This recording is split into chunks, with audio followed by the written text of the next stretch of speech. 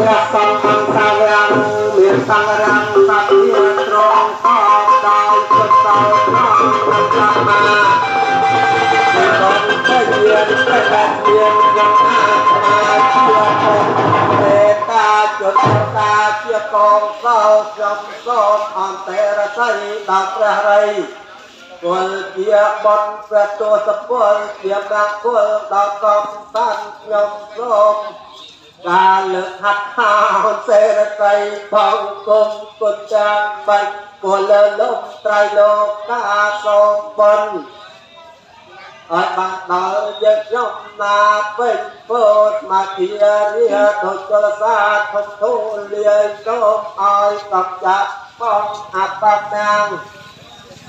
ឲ្យជាចេចាឲ្យតែអន្តរាយក៏បីទៀតដោយកប់លះអានភាពបញ្ញាទៀតជាប្រភេទកងបីសូមអាសានទុកមានមកដោយគុណអ្នកមាសកាត្រៃរតនាប្រតាពងសូមអានដាក់ដល់អាននឹកពីងងព្រះអរិយសង្ឃឯណាដល់បរិសុទ្ធពិសេសជាទាំងទេណៃយបកលដល់ប្រតាអន្ត្រីរងប់ហើយមានមន្តលគឺរាជាទីកិលេសទាំងពួងបន្តាត់